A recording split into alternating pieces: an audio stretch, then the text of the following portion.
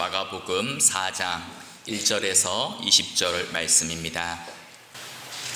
예수께서 다시 바닷가에서 가르치시니 큰 무리가 모여들거늘 예수께서 바다에 떠있는 배에 올라 앉으시고 온 무리는 바닷가 육지에 있더라. 이에 예수께서 여러 가지를 비유로 가르치시니 그 가르치시는 중에 그들에게 이르시되 들으라. 씨를 뿌리는 자가 뿌리러 나가서 뿌릴새 더러는 길가에 떨어짐에 새들이 와서 먹어버렸고 더러는 흙이 얕은 돌밭에 떨어짐에 흙이 깊지 아니하므로 곧 싹이 나오나 해가 돋은 후에 타서 뿌리가 없으므로 말랐고 더러는 가시떨기에 떨어짐에 가시가 자라 기운을 막음으로 결실하지 못하였고 더러는 좋은 땅에 떨어짐에 자라 무성하여 결실하였으니 30배나 60배나 100배가 되었느니라 하시고 또 이르시되 들을 귀 있는 자는 들으라 하시니라.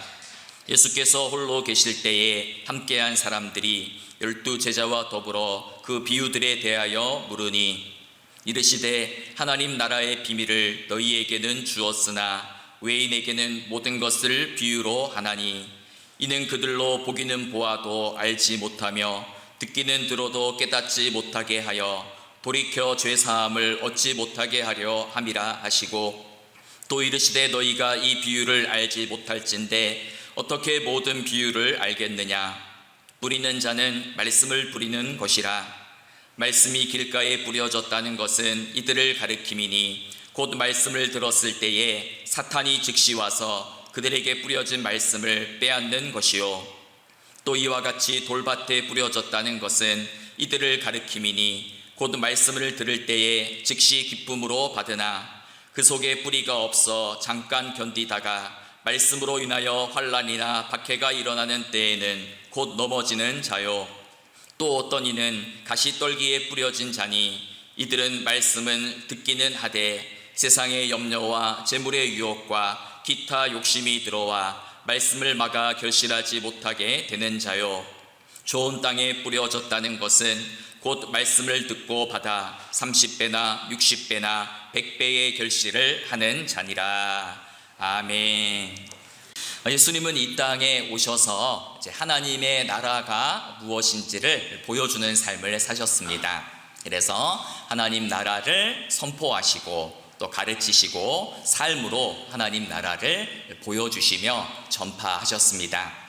그런데 예수님께서는 하나님 나라를 설명하실 때에 어려운 개념이나 철학적인 그러한 용어를 사용하지 않으셨지요. 대신 아주 일상적인 언어로 당시 사람들에게 익숙한 그러한 사물이나 자연이나 일상의 풍경을 통하여 하나님 나라를 설명하셨습니다. 그래서 들판에 풀이 지고 자라나는 모습, 또 공중에 새들이 날아다니는 모습, 또 농부가 씨를 뿌리는 모습이나 또 어부가 그물을 끌어올리는 모습이나 목자가 양을 치는 모습 등을 통하여서 하나님의 나라를 쉽게 설명해 주셨습니다.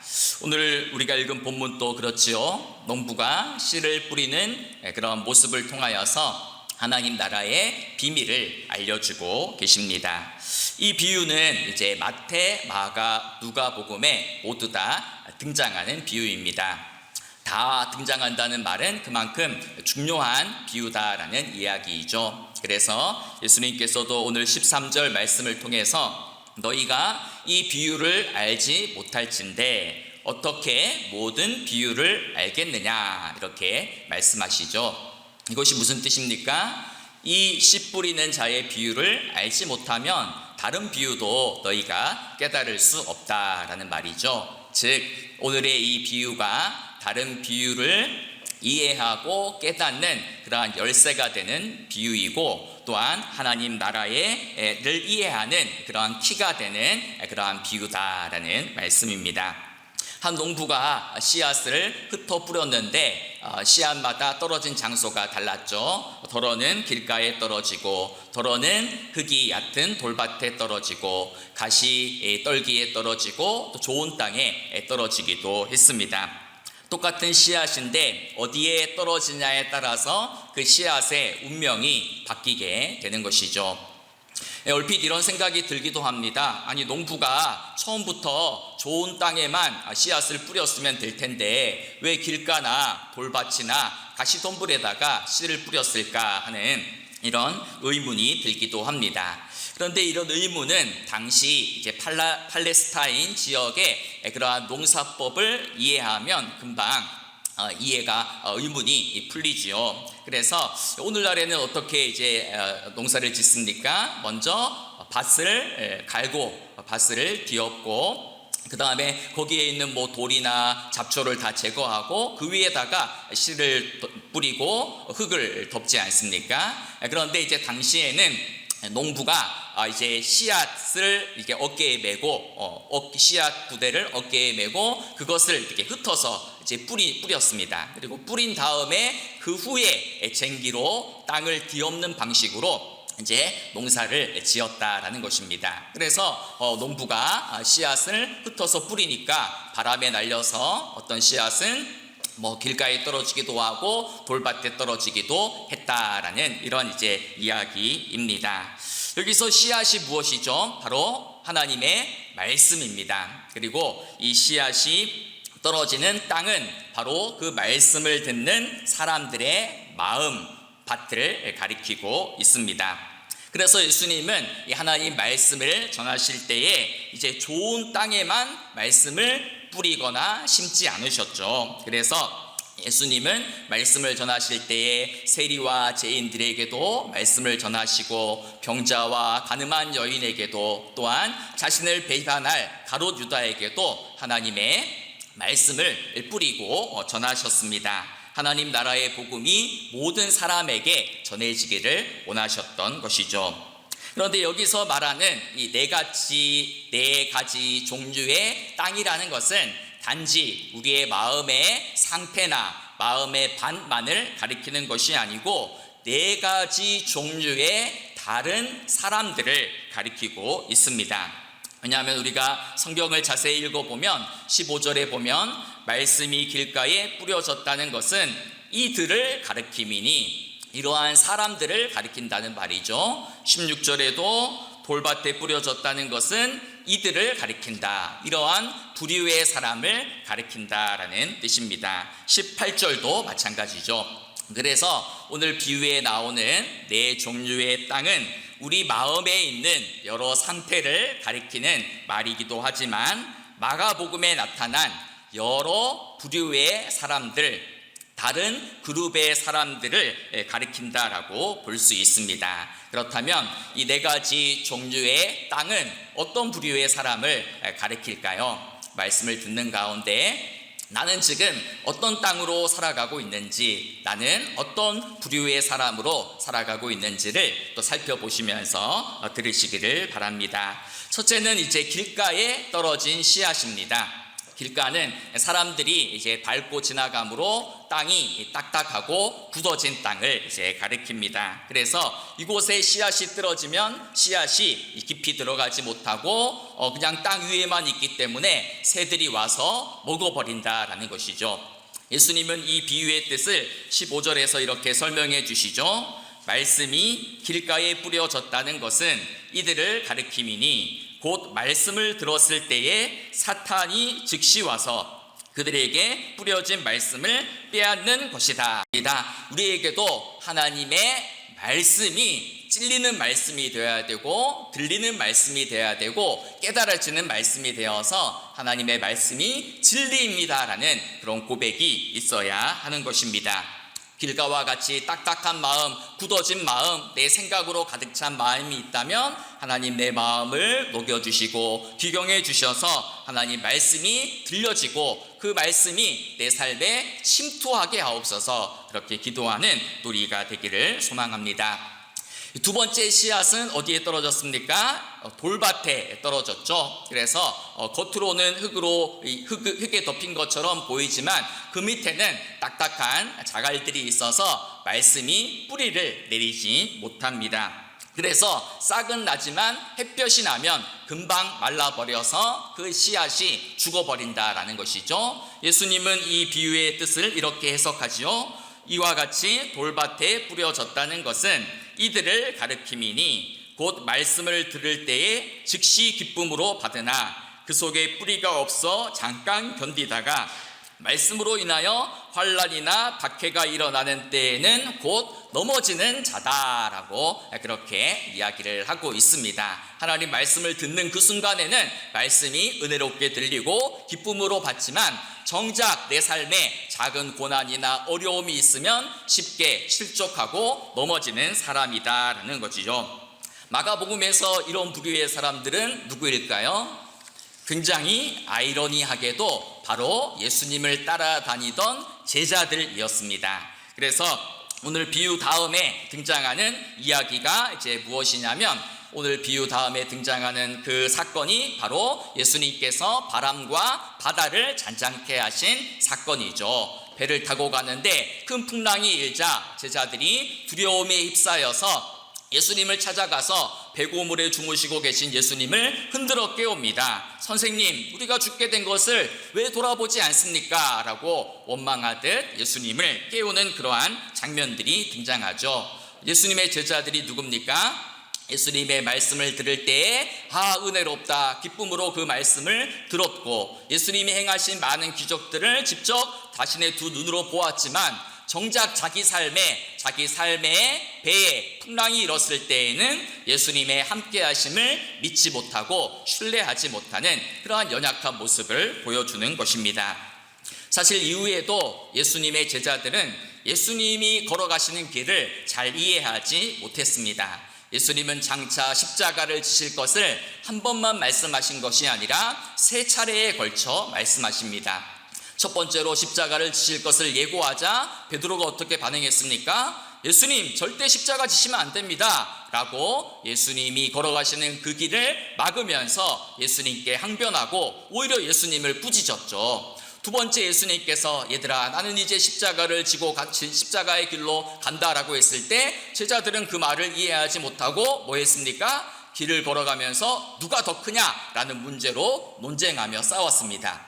마지막 3번째로 내가 이제 십자가의 길을 간다라고 이야기하니까 세베대의 아들 야고보와 요한이 어떻게 했습니까? 예수님 찾아와서 예수님 장차 하나님 나라가 임할 때 저를 주의 오른쪽에 주의 좌의정 우의정으로 앉혀주십시오 라고 이렇게 개인적인 청탁을 했습니다. 그리고 우리가 알듯이 제자들은 십자가 앞에 모두 다 도망치고 예수님을 배반해 버렸습니다.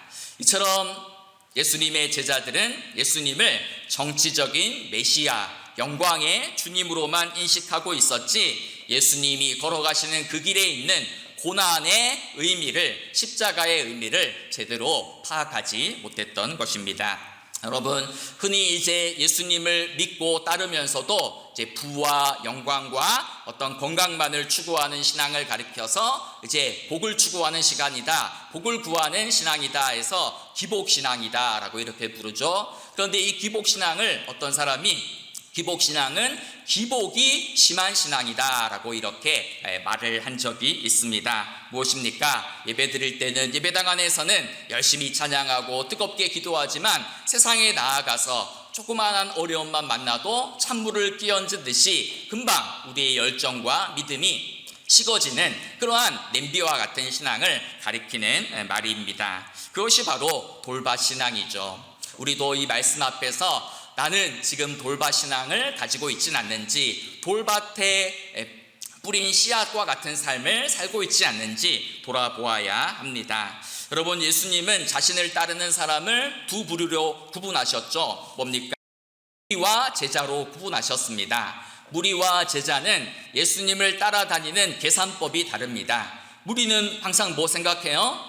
예수님이 오늘 또 어떤 기적을 일으켜서 내 배고픈 배를 채워줄까, 무엇을 얻을까만 생각하는 사람이 무리입니다. 그런데 제자는 예수님을 따르면서 오늘 무엇을 얻을까가 아니고 예수님을 따르면서 내가 버려야 될 것이 무엇인가, 내가 포기해야 될 것이 무엇인가, 내가 내려놓아야 할 것이 무엇인가를 생각하는 사람이 바로 제자라는 것이죠. 그래서 무리는 이익을 계산하지만 제자는 희생을 계산하는 사람들입니다. 우리도 예수님의 참된 제자로 살아가야 되는 것이죠. 겉으로만 그리스도인이 아니라 진정한 예수님의 제자로 어떠한 고난이 와도 흔들리지 않고 예수님과 함께 끝까지 십자가의 길을 걸어가는 주님의 참 제자가 되어야 되는 것입니다.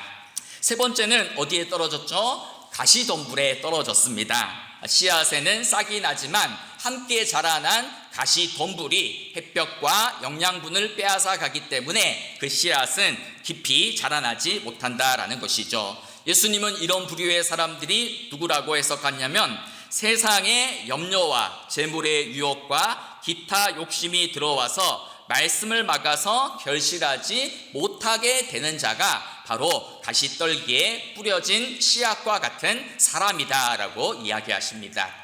그러면 마가복음에서 이러한 종류의 사람은 누구일까? 성경을 쭉 읽다 보면요, 마가복음 10장에 나오는 재물이 많은 부자 청년입니다. 우리가 잘 알듯이 이 재물이 많은 부자 청년은 예수님을 찾아와서 달려와서 그 앞에 엎드리고 이렇게 물었죠. 예수님, 선한 선생님, 제가 무엇을 하여야 영생을 얻을 수 있겠습니까? 저는 어렸을 때부터 하나님의 계명을 하나도 어기지 않고 다 지켰습니다. 빠짐없이 모두 지켰습니다 라고 하니까 예수님께서 그 청년을 사랑하는 마음으로 바라보시며 이렇게 말씀하셨죠. 너에게 아직도 한 가지 부족한 것이 있으니 가서 내게 있는 것을 다 팔아 가난한 자들에게 주라. 그리고 와서 나를 따르라. 이렇게 말씀하셨습니다. 그러자 그 청년이 근심하며 슬픈 기색을 띠고 예수님을 떠났다라는 이야기이죠. 즉 이 청년은 누구보다 예수님의 말씀을 잘 알고 하나님의 계명을 지켜왔지만 사실은 그 하나님의 말씀보다도 자기 안에 있는 탐욕과 세상을 사랑하는 마음이 더 컸던 것입니다. 사실 우리들의 마음도 자세히 들여다보면 가시떨기로 가득 차 있어요. 각종 가시떨기로 가득 차 있습니다. 하나님과 재물을 겸하여 섬길 수 없음에도 불구하고 우리는 하나님도 믿고 또 세상에서 좋은 것도 취하려고 하죠. 그래서 어떤 신학자는 이런 이야기를 냈습니다. 현대 그리스도인들은 한 발은 천국에다가 놓고 한 발은 세상에다가 놓고 살아간다라고 이렇게 지적한 바도 있습니다. 여러분, 우리 안에 있는 가시떨기는 무엇인지 돌아보아야 됩니다. 예수님을 따르면서 끝까지 버리지 못하는 그 한 가지는 무엇인가 돌아보아야 되는 것이죠. 그래서 그 한 가지가 돈이나 물질일 수도 있고 건강이나 또 어떤 습관일 수도 있고 나의 이름이나 명예나 또 어떤 건강이나 자식일 수도 있다라는 것입니다. 아무리 오랫동안 교회를 다닌다 할지라도 이 한 가지를 버리지 못하면 우리는 예수님의 참 제자가 될 수 없습니다. 주님을 따르면서 나에게 부족한 그 한 가지를 돌아보면서 그것마저도 포기하고 예수님을 따르는 우리 모두가 되기를 소망합니다. 마지막은 좋은 땅에 떨어진 씨앗입니다. 좋은 땅에 떨어진 씨앗, 오늘 본문 20절에 보면 좋은 땅에 뿌려졌다는 것은 말씀을 듣고 받아서 30배나 60배나 100배의 결실을 맺는 자다라고 이렇게 이야기를 하죠. 말씀을 듣고 받았다라는 것이 무슨 뜻일까요? 누가복음 8장 15절 병행 구절에 보면 좋은 땅에 있다는 것은 착하고 좋은 마음으로 말씀을 듣고 지키어 인내로 결실하는 것이다 라고 이렇게 풀이해서 설명을 해줍니다. 즉 착하고 좋은 마음, 열린 마음으로 하나님의 말씀을 듣고 받아들여서 그 말씀이 내 안에 내 삶의 침투에서 들어오도록 인내로서 오랜 시간을 기다리며 말씀이 뿌리 내리기까지 애쓰는 사람이 바로 좋은 땅에 뿌려진 사람이다라는 것이죠.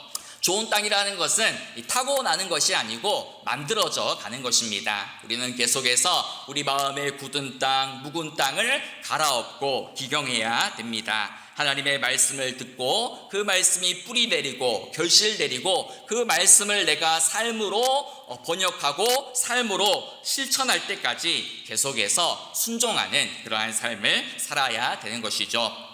이 마가복음에서 좋은 땅에 떨어진 씨앗과 같은 사람이 누구일까? 성경을 읽다 보면 이 마가복음에서 마가복음 이 기자가 최고로 뽑는 인물이 바로 이 눈먼 맹인 바디메오입니다. 바디메오 이야기는 우리가 잘 알고 있죠. 눈이 멀어서 먹을 것이 없어 길거리에서 구걸하고 있던 바디메오가 나사렛 사람 예수가 온다라는 소식을 듣고 외쳤습니다. 다윗의 자손 예수여, 나를 불쌍히 여기소서라고 외쳤죠. 나사렛 예수라는 사람의 이름만 들었는데 이 바디메오는 예수님을 향하여서 나사렛 사람이다 고백하지 않고 다윗의 자손 예수여라고 고백합니다. 다윗의 자손이라는 말은 예수가 바로 메시아이십니다. 그리스도이십니다. 우리가 고대하던 진정한 왕이십니다. 라는 그러한 신앙 고백입니다. 주변 사람들이 그를 만류했지만 바디메오는 더욱더 큰 목소리로 나를 불쌍히 여겨달라라고 그렇게 부르짖었고 자비를 구했습니다.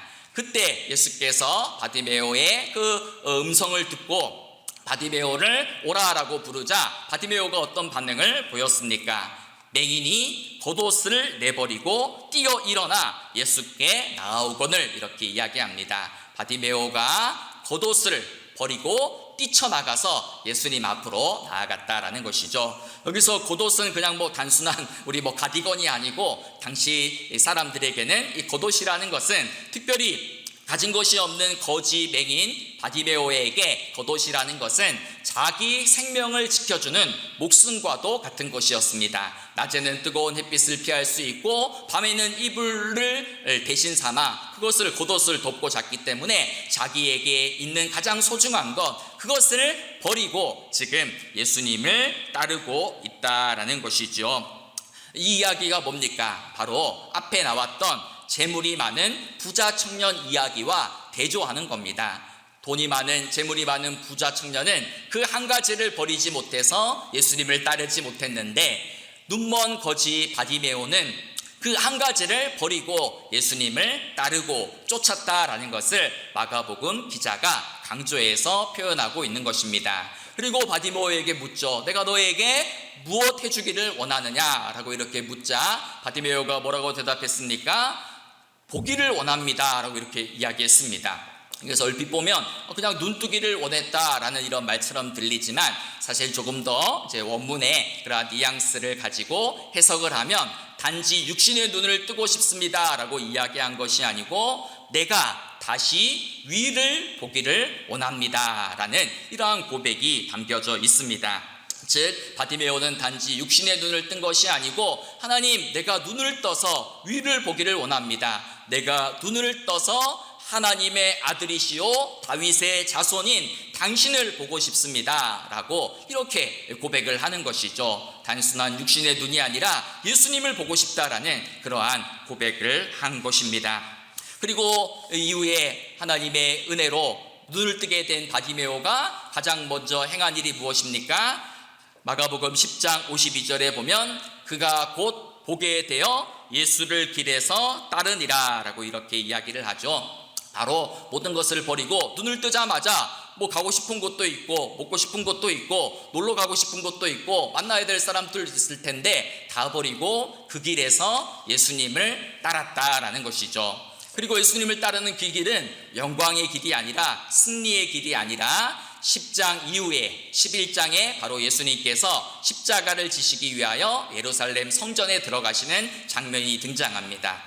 무슨 말입니까? 바디메오는 예수님과 함께 십자가의 길을 선택하며 걸어가는 그러한 사람이었다라는 것이죠. 그래서 마가복음 기자는 바로 이 바디메오 같은 사람이 좋은 땅에 떨어진 씨앗이 결실하는 사람과 같다라고 이야기를 합니다.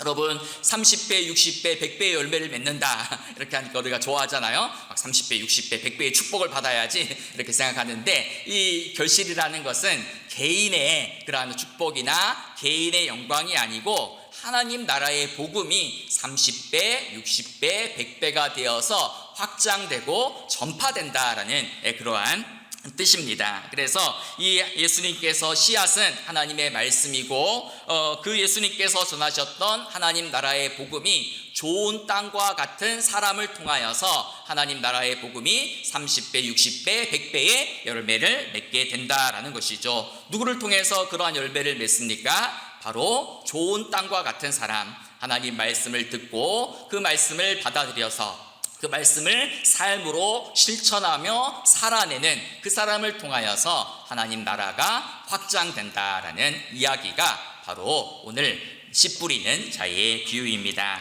여러분, 하나님은 우리 모두가 어떤 땅이 되기를 원하실까요? 좋은 땅의 사람이 되기를 원하십니다. 착하고 좋은 마음으로 하나님의 말씀을 받아서 듣고 그 말씀이 내 삶의 침투에 들어와서 내 삶을 변화시키고 새롭게 해서 그냥 겉으로만 그리스도인이 아니라 바디메오처럼 나의 모든 것을 버리고 예수님의 십자가의 길을 걸어가는 그 사람이 바로 좋은 땅에 뿌려진 씨앗과 같은 사람이고, 하나님은 그 사람을 통하여서 하나님의 나라가 확장되고 복음이 확장되도록 그 사람을 통하여 일하신다, 그 사람을 사용하신다라는 것입니다.